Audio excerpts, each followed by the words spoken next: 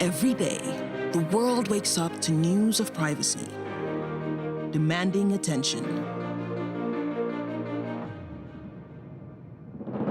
We are in the midst of a digital revolution.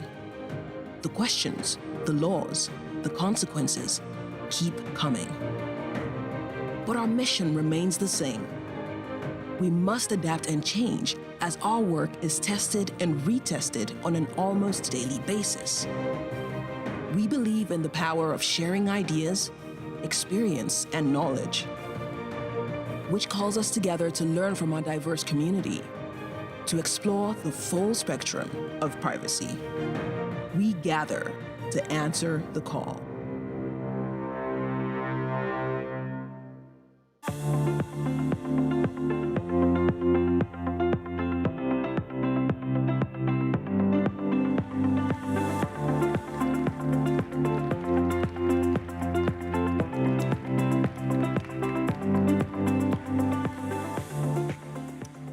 Hello, everyone, and welcome to the IAPP Global Privacy Summit.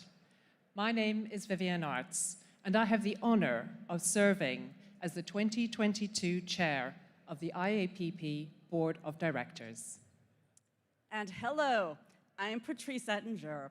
I am the Chief Privacy Officer at Pfizer, and I had the pleasure of serving as the IAPP Board Chair in 2021. And hello, everyone. I'm Justin Weiss. I am the Global Head of Data Privacy at Naspers and Prosus. I was privileged to serve as chair in 2020. It has been 3 long years since we last gathered for an IAPP Global Privacy Summit here in Washington. The pandemic has affected our lives in countless ways. We have lost too many family members, friends, and colleagues to this horrible coronavirus. Our work, our schools, our travel, our ability to gather has been changed forever. And we cannot fail to mention the ongoing challenges that our world faces. Yes, the pandemic continues. At the same time, we bear witness to the human suffering that is occurring in the Ukraine. Trevor Hughes, our president and CEO of IAPP, will be sharing some important updates from this stage tomorrow about the IAPP's efforts to support those in crisis due to this heartbreaking conflict. Through all of this, the IAPP has continued to pursue its mission to serve all of you, members of the privacy community. We're very grateful to be able to come together after 3 long years. So let's get to work. We have a tremendous conference planned for all of you, and it is my pleasure to now introduce our first keynote speaker, Professor Amy Gajda. Professor Gajda teaches at Tulane Law School in New Orleans and is a journalist turned lawyer. She is recognized internationally for her expertise in privacy, media law, torts, and the law of higher education. Her scholarship explores the tensions between social regulation and First Amendment values, particularly the shifting boundaries of press freedoms and rising public anxieties about the erosion of privacy. Professor Gajda's latest book, Seek and Hide: The Tangled History of the Right to Privacy, is being released today. There are limited copies available to you at our bookstore just after the session. Please join us in welcoming Professor Gajda to the stage.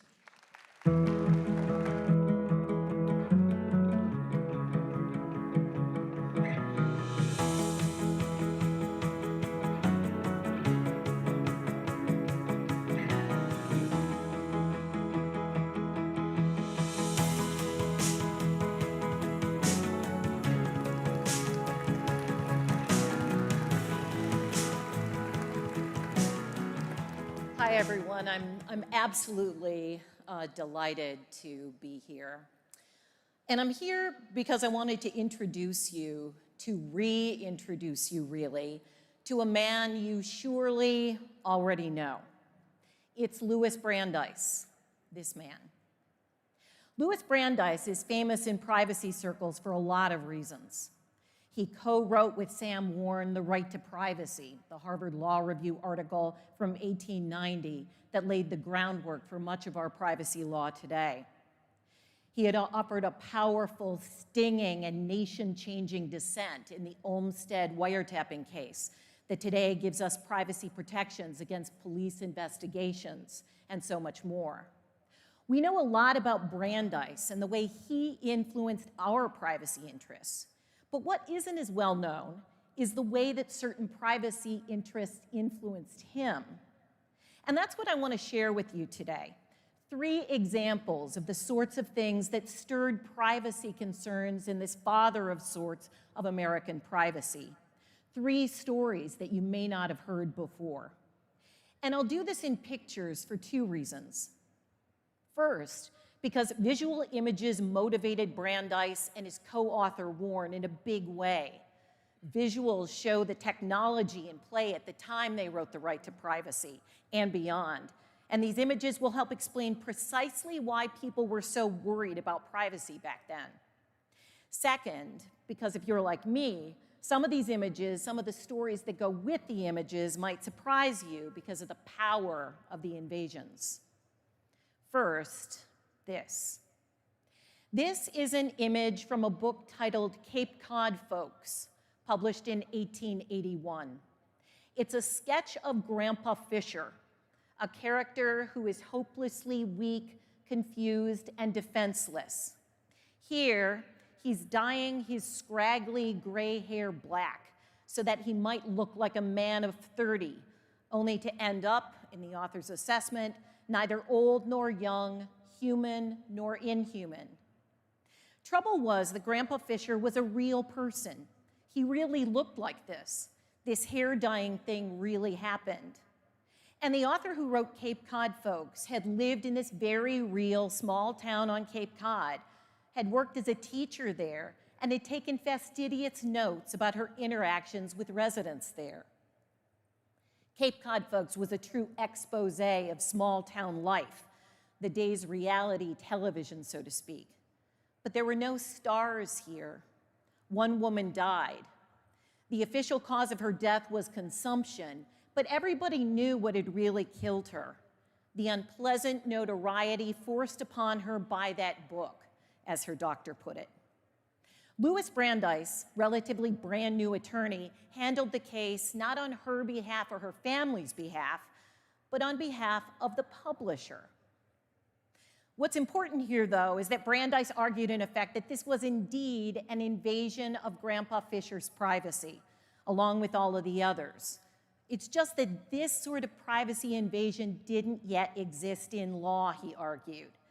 Therefore, instead, the Cape Cod Folks book was only a breach of the canons of propriety and good manners, not a legal violation. The civil law didn't yet address eavesdropping or looking into one's windows either, Brandeis noted, so it certainly didn't recognize this publication-related invasion of the plaintiff's domestic privacy. Later, probably not coincidentally, just after Brandeis's cousin went missing in New York City with resulting sensational press coverage about what may have happened, Brandeis settled the Cape Cod Folks case. That meant that Grandpa Fisher and all the outed others got money for their emotional pain because of what even Brandeis, the attorney for the publisher, believed was a privacy invasion. Second, this. 9 years after Cape Cod Folks, this copy of New York Illustrated News came out. It was September of 1890, and that was 3 months before Brandeis would publish The Right to Privacy, complaining about precisely this sort of thing. The headline reads, "Caught by a camera fiend." The caption, "A society young lady of Red Bank, New Jersey, while sunning herself after her morning bath, is photographed in her gay and limited attire by a snapshot from a stranger's camera." And indeed, there, off to the right of the tantalizingly busty young woman with the blouse falling down just so, is a man, camera in hand, hiding in the bushes, photographing her. The newspaper would pay anyone who'd send in such images, so this was surely sketched from that man's real photo. This was precisely the sort of chilling technological advancement that helped spark the right to privacy. Brandeis and Warren were worried especially about two things that this newspaper symbolizes. First, these nasty so-called detective cameras that suddenly gave photographers the ability to surreptitiously photograph people, women, like this one. Such cameras were even marketed in ads that way. Second, that the scandalous media of the day, Pulitzer included, could and would publish such pictures. Very clearly, something needed to be done to stop what even the New York Times worried was the growing invasion of individuals' privacy. And so, weeks later, Brandeis and his co-author Warren published The Right to Privacy, the law review article that argued that we all have the right to be let alone. Some say it's the most famous law review of all time, the basis for our right to privacy today. And it worries very much about the people like those in Cape Cod folks whose stories are told against their wishes. It condemns the technology of the day that helped facilitate such telling, the cameras and the newspapers that, to paraphrase the New York Illustrated News itself, allowed graphic illustrations. Third, this image. Many years later, Louis Brandeis had become a justice on the United States Supreme Court and had learned about a police practice he found deeply disturbing. Police were eavesdropping on people's phone conversations by tapping into phone lines without a warrant. By this time, Brandeis had come to trust media more, and so he encouraged the newspaper editors, who were his friends, to report on the tactic. He hoped that his fellow justices might be similarly outraged and would vote to hear a wiretapping case. The justices thereafter granted certiorari and agreed to hear the Olmsted case, and this is the original Olmsted phone that's here in the building. Anyway, in bad news for Brandeis and for all of society at the time, the justices decided that such police activity was proper, that the phone lines were outside the home, so a warrant wasn't necessary. But Brandeis disagreed and wrote what became a powerfully persuasive dissent that has now become the law in the United States. He wrote that in modern times, subtler and more far-reaching devices had been created to invade privacy, making it possible for others to reveal what was whispered in the closet. He was especially worried, he said, about newer technology, including the evil incident to invasion of privacy of the telephone that made it possible to listen in on even the most confidential of conversations. The Brandeis dissent in Olmsted is a second reason that Brandeis is hugely famous in privacy circles, of course. And the principles in his Olmsted dissent are now the foundation for privacy in police investigations today. In short, police need a warrant. But as he worked on his dissenting opinion in the Olmsted case about wiretaps, Brandeis had an even broader sense of what privacy-related things might come one day, things that may sound troublingly familiar. He foresaw cloud-based storage and hacking to some extent. He predicted that the day would come when people, without removing papers from secret drawers, would be able to reproduce them in court and thereafter reveal to a jury the most intimate occurrences of the home.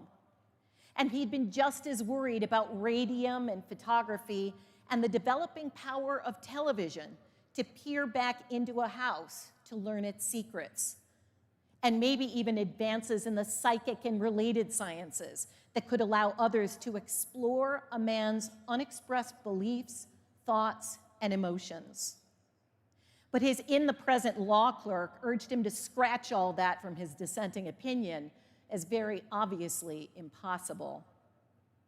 Now we know that Brandeis wasn't wrong at all when he saw in effect nanny cams and doorbell cameras and internet data tracking that can indeed reveal our very thoughts. So let's return again to this picture. This is how Brandeis wanted you to see him. We're lucky to have it. By 1910, this was the only photograph of Brandeis that Brandeis had kept, or so he told a reporter. He'd taken care to destroy all of the others, he said. And those are 3 stories, really 4 if you consider the Brandeis photo, about what helped in part to motivate Brandeis in his calls for privacy. He was a man who cared deeply about privacy. He was worried about the technology that could invade people's privacy. He was worried about the people who would too. So maybe it's best to leave you with what Brandeis wrote in The Right to Privacy and in the Olmsted Dissent, that these sorts of things were the privacies of life, that they were of far greater importance than unwarranted governmental quests for truthful information, that they were of far greater importance to the individual and the sense of self than the public's right to know certain truthful information. That, as you know, largely remains the law in the United States today with regard to this type of privacy, even in an internet age in which much is recorded and much is published. And even as we grapple with the day's privacy concerns, we have Louis Brandeis to thank in large part for that foundation. Thank you.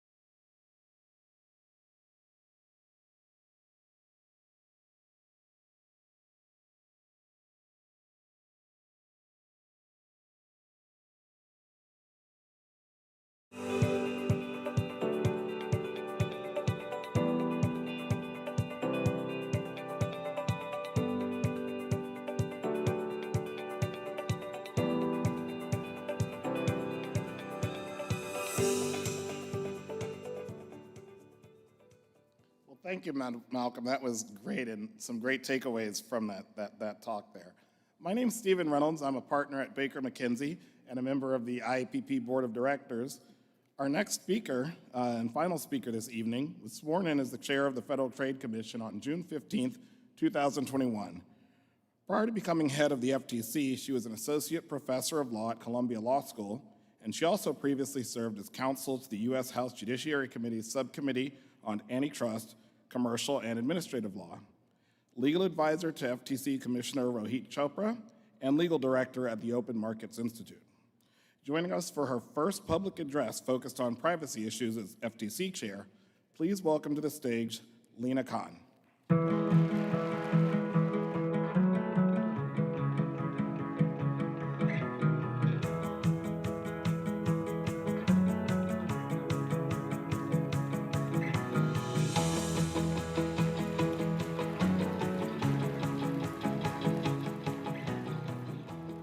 Everybody. It's great to see you all. Thanks so much to Trevor and IAPP for the invitation to speak with you all today. It's a tremendous honor to be here. So it's a striking moment to be discussing the state of data privacy and security today, with the landscape having shifted so significantly even over the last few years. The pandemic hastened the digitization of our economy and society, further embedding digital technologies deeper into our lives, with schools, workplaces, and all manner of life switching over to virtual formats effectively overnight. We also saw that this digital transition was not experienced equally by all Americans, since many still lack access to reliable internet and affordable personal technologies. The experience of the last couple of years has both illustrated the tremendous benefits of these tools, as well as the challenges and risks posed by this growing dependence. We've seen how security vulnerabilities can have sweeping effects, disrupting fuel supply for an entire segment of the country and halting meat processing operations nationwide. We've also seen how privacy breaches can be materially consequential, with violations exposing millions of children during the course of doing their schoolwork, or resulting in the purchase and sale of individuals' sensitive health data. Meanwhile, greater adoption of workplace surveillance technologies and facial recognition tools is expanding data collection in newly invasive and potentially discriminatory ways.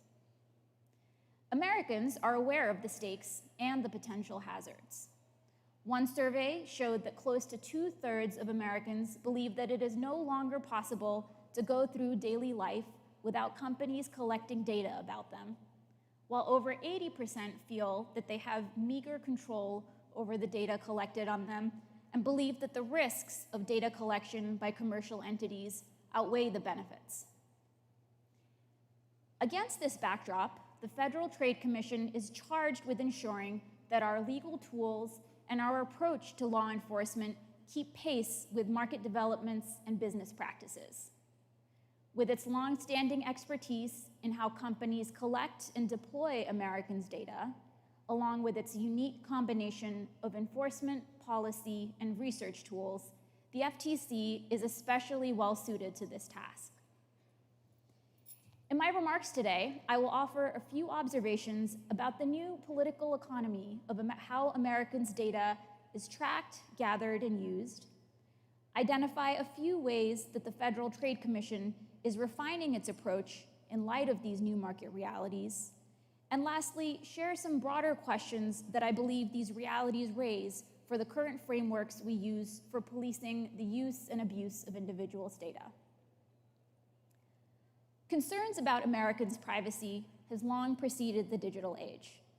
Louis Brandeis and Samuel Warren in 1890 famously sought to define anew the exact nature and extent of privacy protections guaranteed by law in the face of, quote, recent inventions in business methods, quote. At bottom, they explained, the law protects people from the unwanted prying eyes of private actors almost in the same way that it protects against physical injury. Similarly, lawmakers in 1970 passed the Fair Credit Reporting Act, the first federal law to govern how private businesses could use Americans' personal information. The law prescribed the types of information that credit reporting agencies could use and guaranteed a person's right to see what was in their file, a recognition of the unique harms that can result when firms have unchecked power to create dossiers on people that can be used to then grant or deny them opportunities. Though these basic principles governing what types of personal information businesses can and cannot collect and use extend back decades, the context in which we must now apply them today looks dramatically different. Digital technologies have enabled firms to collect data on individuals at a hyper-granular level, tracking not just what a person purchased, for example, but also their keystroke usage, how long their mouse hovered over any particular item, and the full set of items that they viewed but did not buy.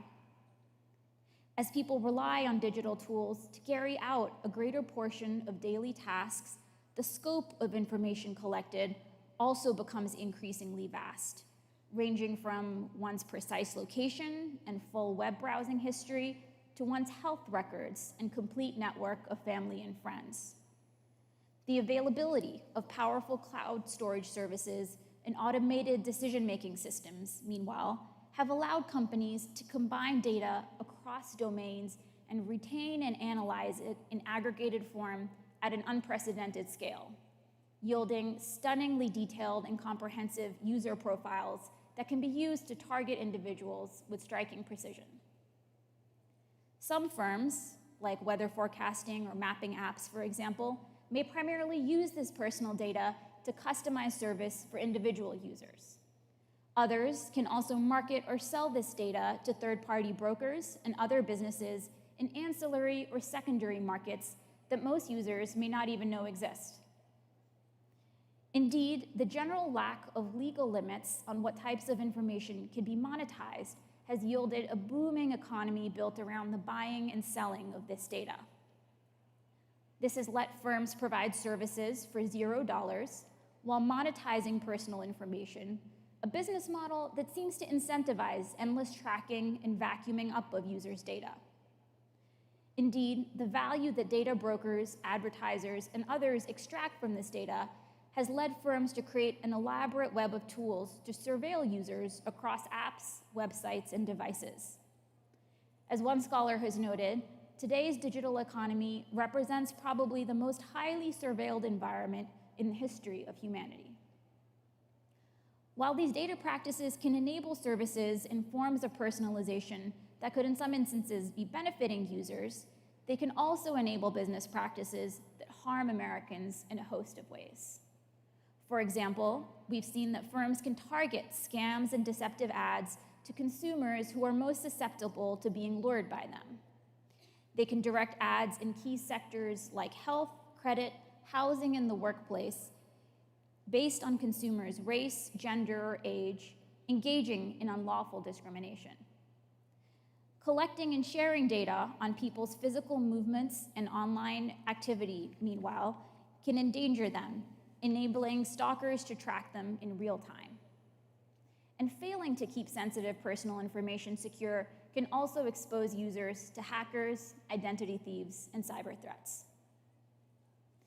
The incentive to maximally collect and retain user data can also concentrate valuable data in ways that create systemic risk, increasing the hazards and costs of hacks and cyber attacks. Some, moreover, have also questioned whether the opacity and complexity of digital ad markets could be enabling widespread fraud and masking a major bubble. Beyond these specific harms, the data practices of today's surveillance economy can create and exacerbate deep asymmetries of information, exacerbating, in turn, imbalances of power. As numerous scholars have noted, businesses' access to and control over vast troves of granular data on individuals can give these firms enormous power to predict, influence, and control human behavior. In other words, what's at stake with these business practices is not just one's subjective preference for privacy over the long term, but one's freedom, dignity, and equal participation in our economy and our society. Our talented FTC teams are focused on adapting the Commission's existing authority to address and rectify unlawful data practices. A few key aspects of this approach are particularly worth noting. First, we're seeking to harness our scarce resources to maximize impact, particularly by focusing on firms whose business practices cause widespread harm. This means tackling conduct by dominant firms as well as intermediaries that may facilitate unlawful conduct on a massive scale.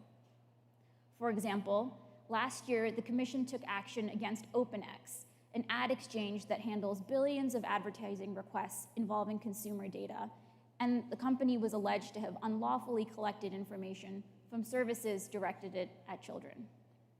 We intend to hold accountable dominant middlemen for consumer harms that they facilitate through unlawful data practices.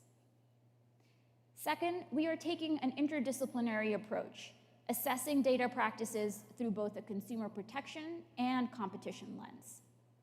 Given the intersecting ways in which wide-scale data collection and commercial surveillance practices can facilitate violations of both consumer protection and antitrust laws, we are keen to marshal our expertise in both areas to ensure that we are grasping the full implications of particular business conduct and strategies. Also key to our interdisciplinary approach is our growing reliance on technologists, alongside the skilled lawyers, economists, and investigators who lead our enforcement work. We have already increased the number of technologists on our staff, drawing from a diverse set of skill sets, including data scientists and engineers, user design experts, and AI researchers, and we plan to continue building up this team. Third, when we encounter law violations, we are focused on designing effective remedies that are directly informed by the business incentives that various markets favor and reward. This includes pursuing remedies that fully cure the underlying harm and, where necessary, deprive lawbreakers of the fruits of their misconduct. For example, the Commission recently took action against Weight Watchers subsidiary Kurbo, alleging that the company had illegally harvested children's sensitive personal information, including their names, eating habits, daily activities, birth date, and persistent identifiers. Our settlement required not only that the business pay a penalty for its lawbreaking, but also that it delete its ill-gotten gain and destroy any algorithms derived from that data. Where appropriate, our remedies will also seek to foreground executive accountability through prophylactic limits on executives' conduct.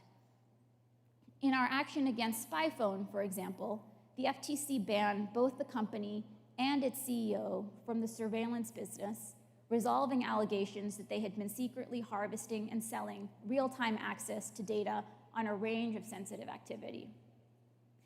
Lastly, we are focused on ensuring that our remedies evolve to reflect the latest best practices in security and privacy.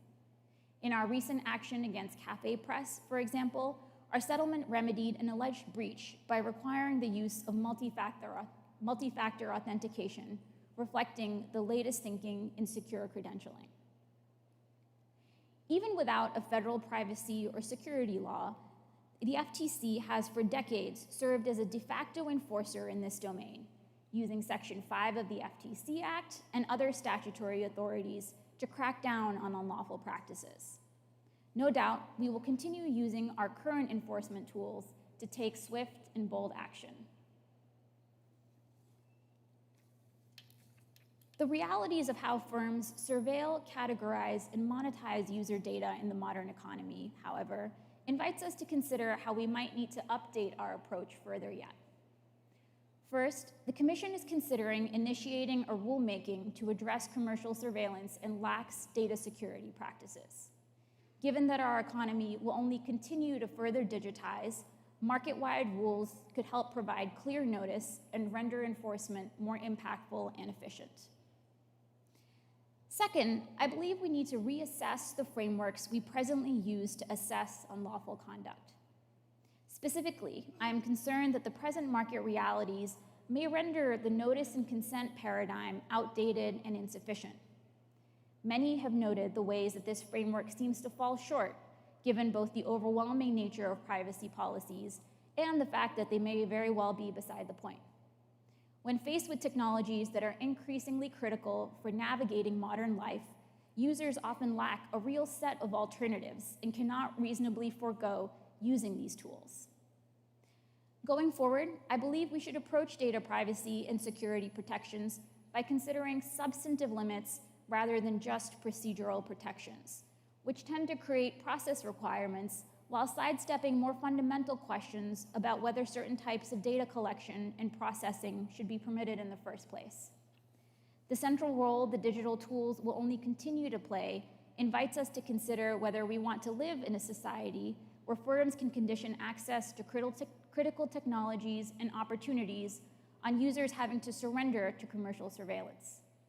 Privacy legislation from Congress could also help usher in this type of new paradigm. Thank you again for inviting me to speak with you all today. This is an incredibly exciting and momentous time for these issues, with a lot at stake and a tremendous amount of work to be done. And I'm looking forward to working with you all as we chart forward the path ahead.